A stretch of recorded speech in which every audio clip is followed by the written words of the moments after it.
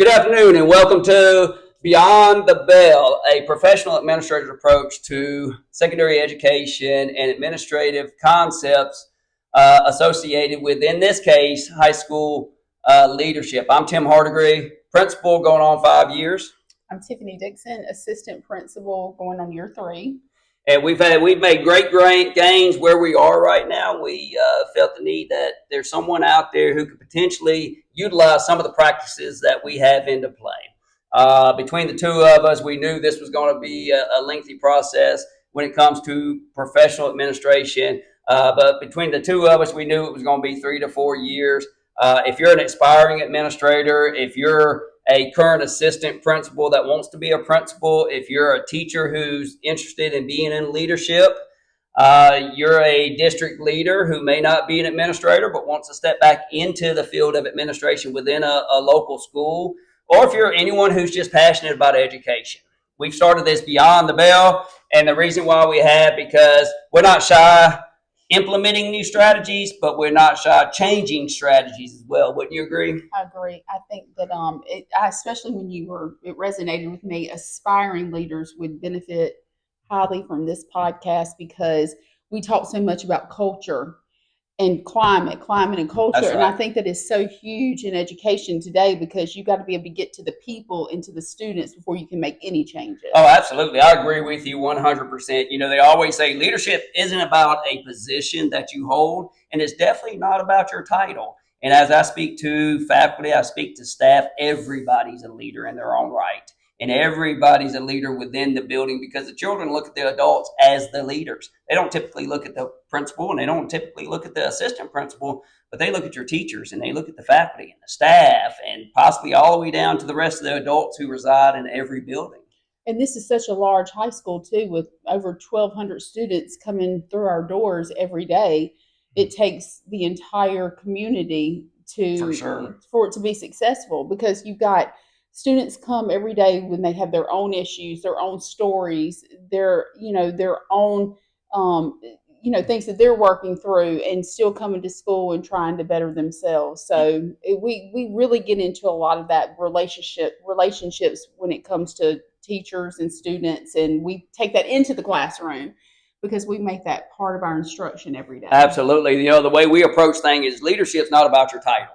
Leadership is about the consistency in which you perform your position on a daily basis. And what we try to convey here is that being visible is definitely a sign of leadership. Mm-hmm. So if you're an administrator, you know, the title says one thing. It just says that you're the leader of the building, but your actions, your consistency, your visibility, your communication, the relationships that we're building with our kids and with our faculty and the staff in the building says everything about your leadership abilities and the way in which you administer your particular school. Wouldn't you agree? I do.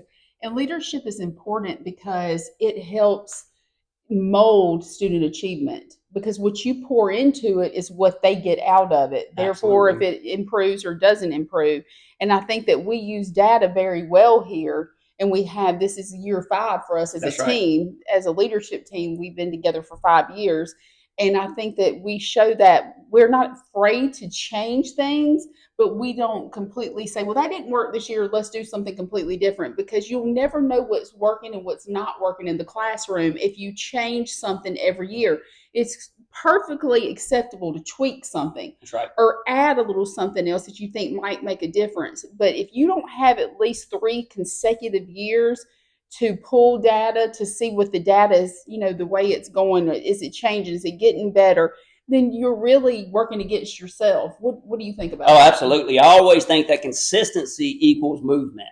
And if you're consistent, you're sitting in your position as an administrator because you've proven yourself as a teacher. Right. You've proven yourself as a leader somewhere else in that school. So as you come into your position of leadership, there's 100 ways, as they say, to skin a cat.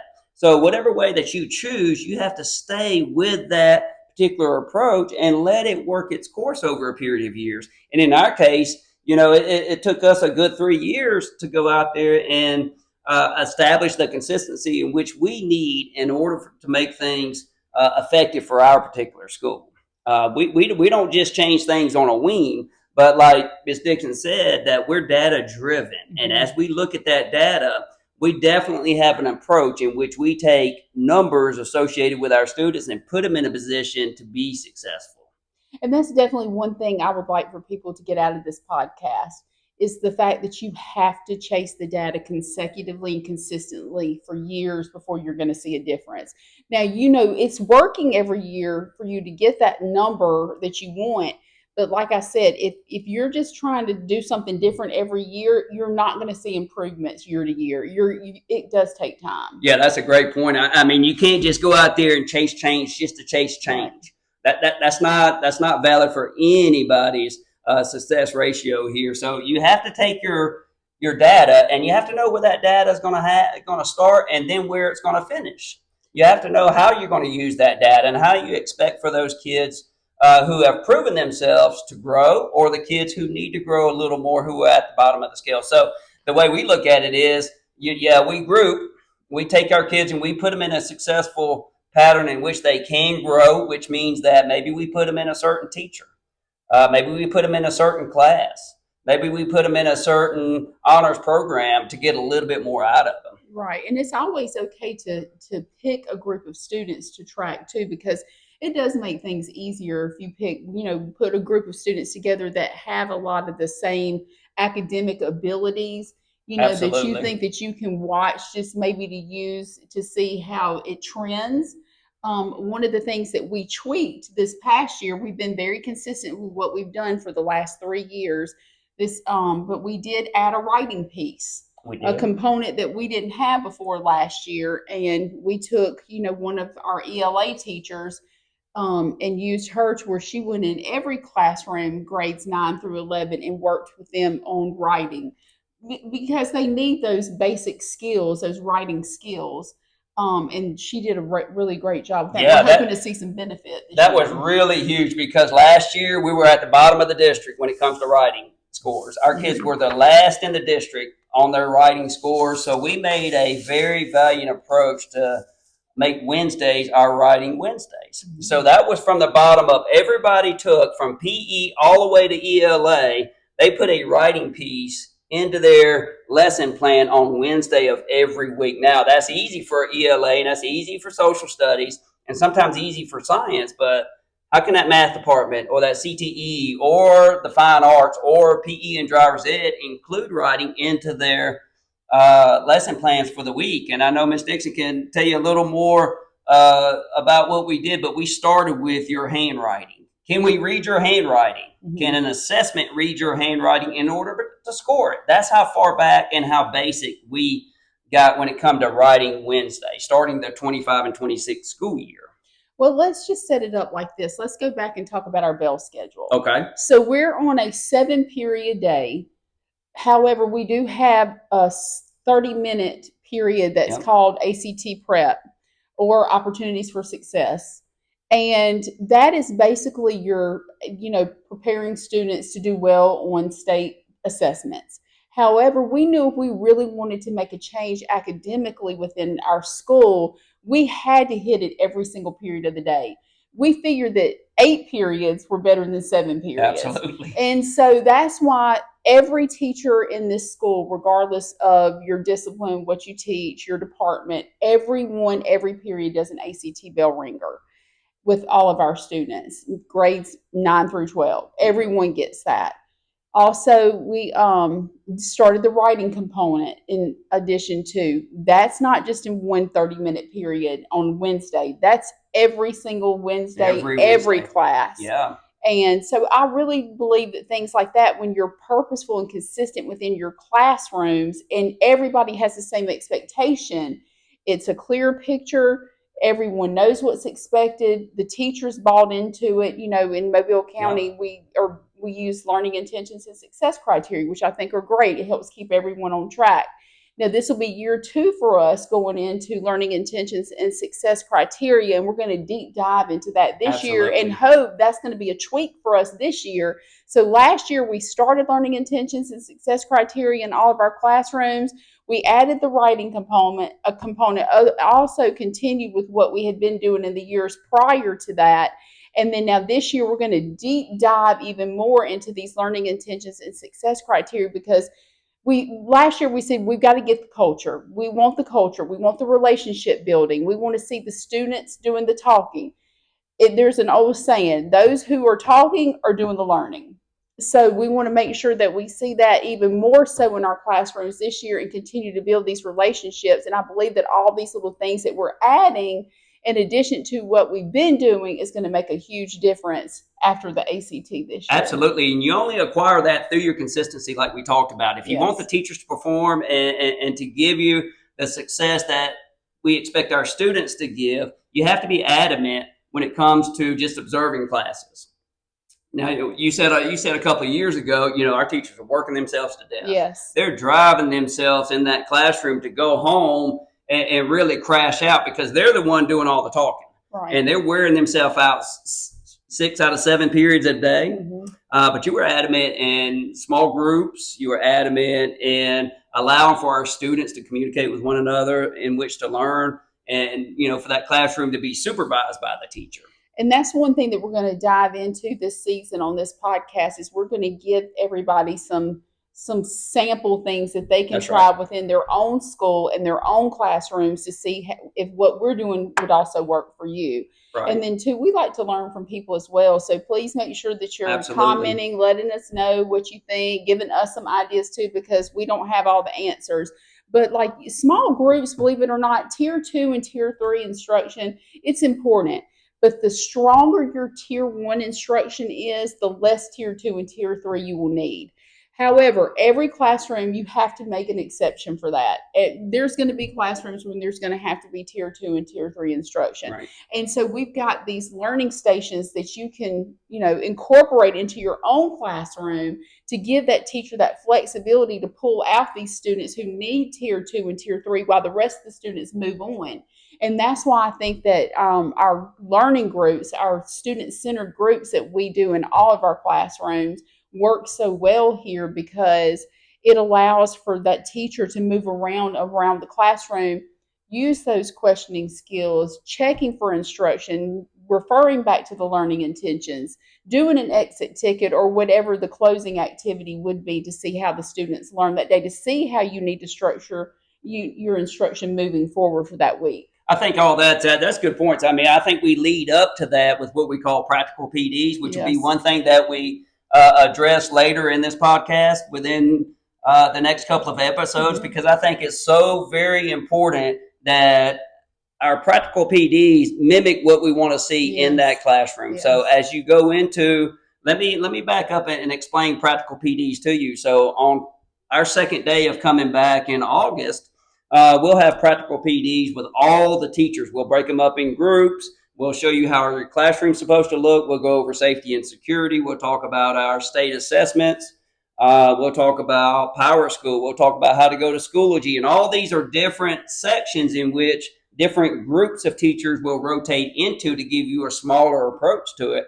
So all the things that we're telling you as far as small groups, success criteria, learning intentions, those are all mimicked within that small group sector within their practical PD. So that gives them a time to ask questions. It gives them a time to, communicate, small talks, learning opportunities with their colleagues. It's really a great time to implement practical PDs within your PDs at the beginning of the year. Mm-hmm. I think so too, because everyone knows exactly what the expectation is before school even begins. And, as a leadership team, we're very visible. Like Mr. Hardigree said, we do not lead behind the closed door. We do not lead behind emails. We lead in person. We build these relationships with these teachers. And some days are going to be, you have to have these difficult conversations with these teachers too. However, we always make sure that we support our teachers. Yep. We have an instructional specialist who we send into classrooms as well. We're there. We don't just put anybody out into a classroom and say, go and be great and teach. We make sure that we're giving that support so that there's never any question what the expectation is. Now, let me ask you a question. Okay. What do you think is one of the biggest leadership mistakes that leaders make sometimes? I think one of the biggest leadership mistakes that they can make is owning their title. just owning your title, whether it's a principal or an AP, which means what do you mean? It means sitting in your office. It means hiding behind your desk. It means taking your title and making that your end point and not your starting point. So as you get into the professional line of administration, you have to think, why did you even become an educator? Why did you even become? Why do you want to be an administrator? Is it because of the money? Wrong. Is it because of the title? Wrong. Is it because you think that your impact in your class, you've been in the classroom 20 years, you've been in the classroom 15 years, you've seen many administrators, you've seen many principals, you see how they operate. What do you like? What have you learned? So as we work with each other, what do I like about what she's doing, and what does she like about what I'm doing? And how can I convey to my administration or my teachers that possibly want to be an administrator down the road? But I think, just to answer your question, one of the biggest failures in administration is sitting on that title. That's just a title. That's just words. It is so much more than that. You carry the weight of this entire school. You carry the weight of the entire student body and the faculty. You're the representation of the school, whether you're the principal or the assistant principal. You carry that, and I think from our point of view, we're very active, we're very energetic, we're very responsive, but I think that goes with what we believe in our core values as an educator growing up. I think that, being consistent and building the relationships, you're going to have good days, you're going to have bad days, you're going to have difficult days Right. in education, period, because you're dealing with so many different facets of people and, like I said, a large school. Mm-hmm. I think that regardless if you're having to have those difficult conversations with teachers, with parents, with students, it's best that you have that relationship formed to where you feel it's easier Right. to have the difficult conversations, because like you said, if you're sitting in your office hiding behind email and trying to lead from a closed door, those conversations are much harder than if had the relationship. You could go to someone and say, look, this is where we are right now, this is where we're the direction we're going, and not everybody's going to like every decision That's you right. make as a leader. A lot of them are not going to like it, That's but right. we're here for one thing, for students. We're here to support students, and everything that we do should focus on making students better. That's right. Like I tell everybody in our Monday leadership, and that's another thing that we'll talk about in the future. How do we structure? How do I structure the week from Sunday till Saturday? What do I do to get this school right? And how do I lead the people who are around me? But you always have to understand this. And what I try to tell the administrators in the room is that before you sit down with a student or you sit down with a parent, make sure you have your facts in line. Make sure it's factual. Never bring opinions in line. Okay, make sure it's factual. And remember, there was a book by Mel Robbins. I don't know if you knew this. Mel Robbins, it said the let them theory. Okay. If you bring in the facts, if you bring in your professional approach to any conversation, whether they like it or not, like you said, sometimes you got to have a hard conversation, and some of them, are not so hard. But if you're speaking facts and you're directing students and you're for the success of this school, sometimes you have to let them be. Right. Because they're going to have their opinion. So if you have a chance to go out there and find a book, Mel Robbins is the book. And for all leaders, regardless of whether you're in education or you're within a leadership field in another profession, I think it's good backing to know that when you have that conversation and that you're sitting on your own 2 feet, whether they like it or not, you let them be. Mm-hmm. And then move on from there. I'm in the process of that right now, and sometimes I have to do that. I mean, we're in a tough blue collar community like most of y'all, and sometimes that blue collar comes through the door faster than you like it to be, and you have to address it quicker than you want it to be. But if you're speaking facts and you're not speaking opinions, everything will work out for you. I think too that I wouldn't say mistakes. It's just that we get focused and we're geared in a certain way, for accomplishing tasks and making things happen. That a lot of times, we call the parents when there's discipline issues. We get the write-ups from the teachers, and that's a lot of our interaction, believe it or not. But we have to remember that school goes way beyond discipline referrals and discipline. Absolutely. And very that little. discipline's a very little. little part, and that's what people don't realize. They automatically assume when you say principal or assistant principal, well, they do discipline all day long. It's so much more than that. And one thing that I always tell people is a lot of administrators forget their servant leaders. Absolutely. And that, because we do it all the time. We clean up stuff. We fix food when we need to. We do mop floors. We do the whole grass, gamut. Weeds. But one thing I'd like to challenge administrators into doing is to not pick one child, but pick a student that you've seen come a long way, and reach out to that parent. That's right. And tell that parent something great. Just right. one time, listen, I know that I called you about X, Y, or Z, but I really wanted to call you and tell you the things that I have noticed now, and it's such a change, and your child is doing great. Yep. And absolutely, it was kind of like us putting in student of the month, and as we put in student of the month for each grade level, I think it behooves me as the principal of the school to pick the phone up, to call that parent and say, hey, look, I want to tell you some great things that are going on right now with your child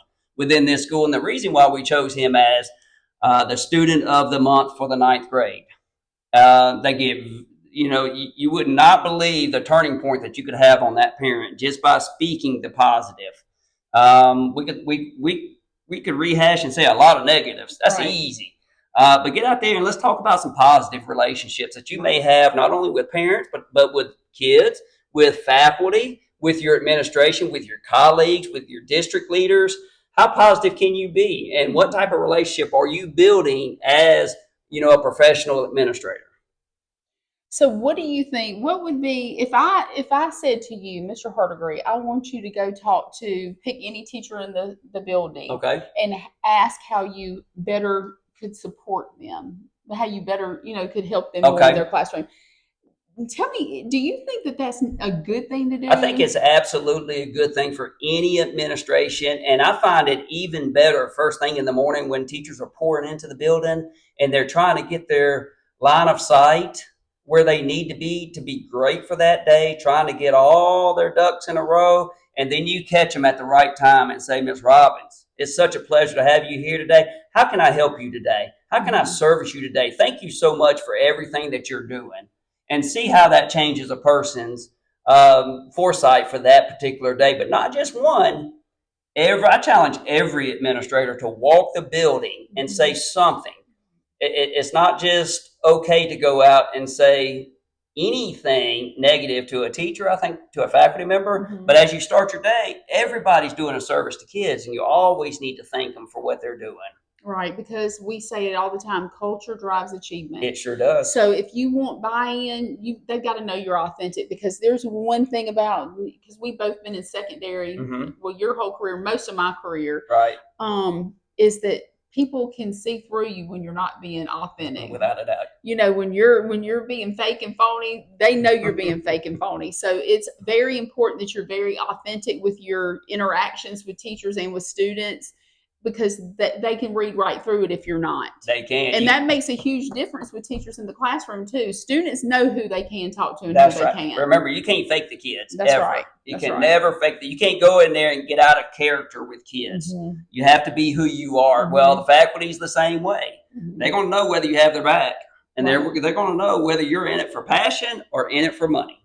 And that's a very distinct difference right there when it comes to administration. Yes. I think that, tell me if I'm wrong and you think about this. I mean, we've had this conversation, and you get those teachers, well, I got 3 years to go. Right. Well, I've got 2 years. I'm not sure how many years that we have. But I promise you this, it's not anytime soon because of the passion that we have in education. And I think just as well as that sports team scoring a touchdown or hitting a home run or winning a game, we feel that same excitement when kids excel. Yes, absolutely. I mean, I don't know how many years I have left. All I know is I show up every day. I want to be the biggest cheerleader, for our high school, because it's important to me, and the people are important. And, I don't have all the answers. I've never claimed to have all the answers. I know I come to work. I work hard while I'm here. I think about it when I'm not here. And that's another thing people don't realize. You never get it off of your mind. You never get it off your chest. You're always texting. You're always emailing. You're always calling. So tell me this. So you've been in administration going on 4 years? Mm-hmm. Okay, tell me this. What is one of your biggest challenges so far that you see? Teacher buy-in. Okay. That at first was the hardest part because again, when I came in from a different role. So I had to really build those relationships with the teachers.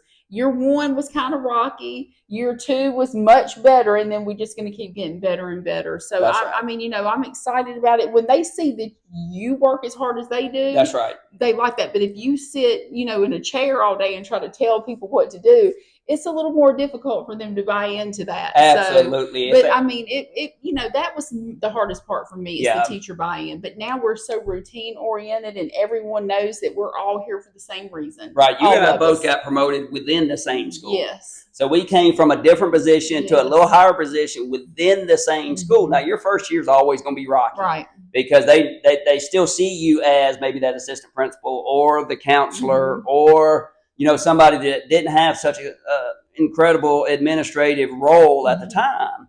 So it takes you a year to build that, but you can't back off. Remember what I said, consistency equals movement. Yes. So, a couple of things that we can leave you with today as we move into next week, but a couple of things we can leave you. Make sure you're out visiting every classroom. Mhm. You're visiting every teacher. Think about this. Every teacher has a birthday. What about a handwritten note? What about an email that says happy birthday? How about an email that says thank you for all you're doing? How about a teacher of the month plaque or a poster board that says teacher of the month? You wouldn't believe how far that can go. How can I support you, Miss Robbins? How can I service you a little better? What's on your mind, Miss Robbins? Those are the things that I want to leave you with today. And as we move into our next episode, expect more practical usage. Expect some tips and tricks that we've done that help us, that could potentially help you. And as Ms. Dixon said, as we close out today, we want y'all to reach out. Reach out with your tips and tricks. We're always open. We want to be the light to our students just as well as you're the light to your students. And like we said, there's 1,000 ways to skin this cat. From an administrative point of view, give me some of your skill sets, some of your knives that you use to skin your cat.